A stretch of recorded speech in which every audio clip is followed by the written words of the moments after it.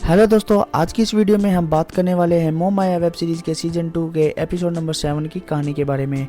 ज़्यादा समय न लगते हुए कहानी की शुरुआत करते हैं। कहानी में थोड़ा पीछे चलते हैं तो ऋषि की माँ अपने हाथ की नस काट कर खुद की जान ले लेती है और ऋषि उसे देख रहा था। वो उसे खून पर चावल डालकर खाता है। चावल कच्चे ही थे जो वो अपनी माँ को खिलाने के लिए लेकर आया था और वो चावल वहीं पर गिर जाता है। खून उसी में मिक्स हो जाता है। अब फिर से प्रेजेंट में आते हैं। अगली सुबह ये किचन में नाश्ता बना रहा था तो मेमो आता है और बोलता है तुम कौन हो। तो ऋषि बोलता है तो मैं तो गेस्ट हूँ, तुम कितने दिन के लिए आए हो, और उसे भी टेढ़ी बातें करता है। ये जाकर अपनी माँ को बताता है।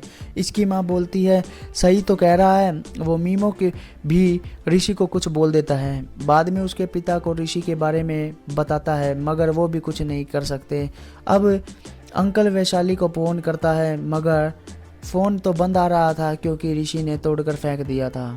अब अंकल अंदर आकर बोलते हैं तुम बाहर जाओ, कुछ बात करनी है। तो यहीं इसकी माँ मर गई थी मगर अब सबको पता चल गया क्योंकि इसके मामा मामी आ चुके थे। आसपास के सभी लोगों को भी पता चल गया था और सभी सोचते हैं कि पता नहीं ये बॉडी कितने दिनों से यहाँ पे पड़ी है क्योंकि अपनी माँ को छोड़ ही नहीं रहा था। इनके मामा मामी ज़बरदस्ती इनको लेकर आते हैं।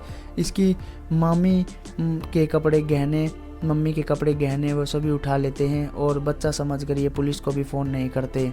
यामीमो अपनी माँ को एक लड़की का फ़ोटो दिखाता है और बोलता है त्रिशा है, हम शादी करने वाले हैं। ये सुनकर इसकी माँ गुस्से में हो जाती है और बोलती है तू पूछ रहा है या हमें बता रहा है, और फिर यहाँ से फिर रोते हुए बाहर चली जाती है।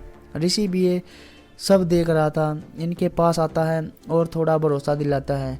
अरुणा बोलती है काश तुम्हारे जैसा कोई मेरा बेटा भी होता। बाद में मीमो इनके पास आता है और ऋषि को बोलता है तुम जाओ यहाँ से। पहले उल्टा इसकी माँ इसी पर चिल्लाकर बोलती है नहीं जाएगा वो। अब जब इसकी माँ बाहर जाती है तो मीमो आकर अपनी माँ को बोलता है कि माँ समझो मुझे शादी करनी ही पड़ेगी क्योंकि त्रिशा प्रेग्नेंट है। ये सुनते इसकी माँ के तो होश ही उड़ जाते हैं। इसकी माँ इस पर खूब चिल्लाती है और ये बोलता है चला जा तू यहाँ, तेरा यहाँ कोई काम नहीं है। अब जाकर ये अपनी मीठी से अपनी बातें बताता है। इसका बाप भी आकर इस पर चिल्लाता है तुम हमारे मैटर से दूर ही रहो। मेमो को भी बोलता है कि ये सब चल रहा है वैशाली का दोस्त जो उसके साथ रहता था। वो घर पता लगाने आता है और पूछता है वैशाली रात से ही गायब है, उसे पता नहीं चलता क्योंकि दरवाज़ा ऋषि ही खोलता है। और वो बोलता है कि नहीं यहाँ पर तो नहीं आई।